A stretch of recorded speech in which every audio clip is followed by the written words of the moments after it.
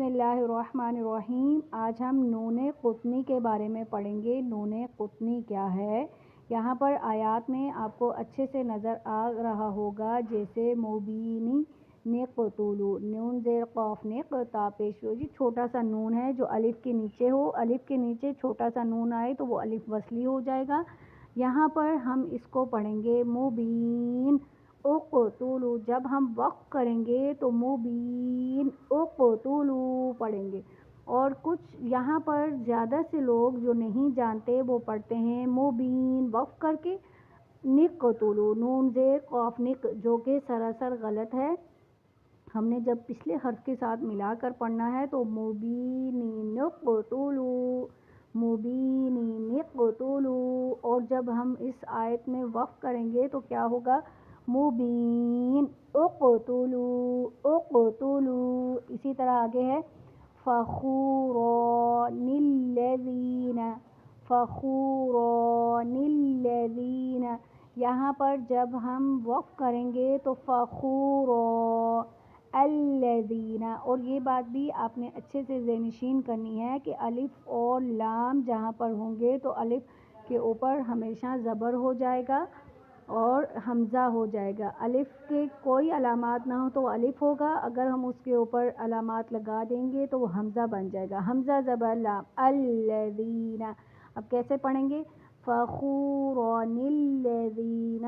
اگر کچھ لوگ، زیادہ لوگ جو نہیں جانتے وہ وقف بھی کرتے ہیں اور نون قطنی کو پڑھتے ہیں، جو کہ سراسر غلط ہے۔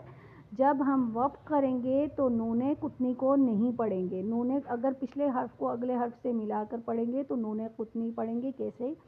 فخوران الذین، اور جب وقف کریں گے تو فخورا الذین، اور کچھ لوگ ایسے کرتے ہیں فخوران الذین، جو کہ سراسر غلط ہے۔ ہم نے کیا کرنا ہے؟ ملا کر پڑھیں گے تو فخوران الذین، اور جب وقف کریں گے فخورا الذین۔ اسی طرح قدیرون الذی، قدیرون الذی، یہاں پر ہم نے نون قطنی کو ملا کر پچھلی آیت کو اگلی آیت سے ملا کر پڑھا ہے، اور جب وقف کریں گے تو قدیر الذی، یہ میں آپ کو پہلے بھی بتا چکی ہوں کہ الف اور لام جہاں پر ہوں گے تو الف کے اوپر زبر آ جائے گا، حمزہ زبر لام القدیر الذی۔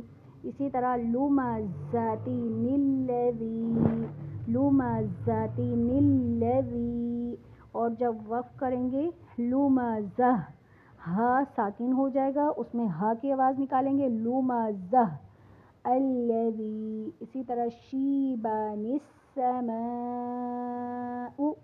یہاں پر مد متصل ہے، حمزہ اسی کلمے میں ہے تو اس کو بھی لمبا کر کے پڑھیں گے، اور شیبا، اگر ہم نے کچھ لوگ ایسے کر کے پڑھتے ہیں جو کہ غلط ہے، شیبا جو وقف ہو گیا، پھر نسما کو آیت کو نون قطنی سے شروع کرتے ہیں، جو کہ سراسر غلط ہے۔ ہم نے کیسے پڑھنا ہے؟ شیبان السماء، اور جب ہم نے وقف کرنا ہے تو شیبا السماء۔ اسی طرح آگے ہے منیبین ادخلوها، منیبین ادخلوها، اور جب وقف کریں گے منیب ادخلوها، خیران الوصیۃ، خیران الوصیۃ، خیرا الوصیہ، جب ہم ملا کر پڑھیں گے تو خیران الوصیۃ، اور جب وقف کریں گے خیرا الوصیہ، ارضان الذین، ارضان الذین، اور یہاں پر کچھ لوگ ایسے پڑھتے ہیں ارضا وقف کر لیا، پھر الذین آیت کو نون قطنی سے شروع کرتے ہیں، جو کہ غلط ہے۔ ہم نے ڈیٹیل سے پڑھ لیا ہے کہ نون قطنی جب پچھلے حرف کو اگلے حرف سے ملا کر پڑھیں گے تو نون قطنی کو پڑھیں گے، جب ہم نے وقف کرنا ہے تو نون قطنی کو نہیں پڑھیں گے، جیسے ارضان الذین، اور جب وقف کریں گے ارضا الذین، ارضا الذین۔ اسی طرح ہے یومئذ الحق، اور ایسے کچھ لوگ پڑھتے ہیں یومئذ اور پھر نلحق نون قطنی کے ساتھ آیت کو شروع کرتے ہیں، غلط ہے، یومئذ الحق، اور جب وقف کریں گے یومئذ الحق الحق جزاء الحسنى جزاء الحسنى، اور جب وقف کریں گے جزاء الحسنى، نون قطنی کو نہیں پڑھیں گے، جب وقف کریں گے تو ہم نے نون قطنی نہیں پڑھنا ہے، اور جب ہم نے پچھلی آیت کو اگلی آیت سے ملا کر پڑھیں گے تو نون قطنی پڑھیں گے، جب آیت سٹارٹ کریں گے تو نون قطنی کو آیت سٹارٹ کرتے وقت نہیں پڑھتے ہیں، جو کہ لوگ نہیں جانتے، جو کہ غلط ہے۔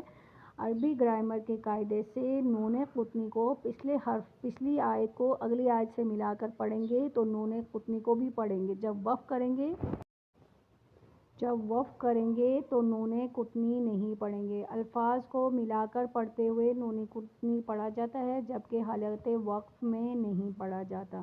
امید ہے کہ آپ کو یہ نون قطنی جو کہ قرآن پاک میں آتا ہے آپ کو اچھے سے سمجھ آ گیا ہوگا۔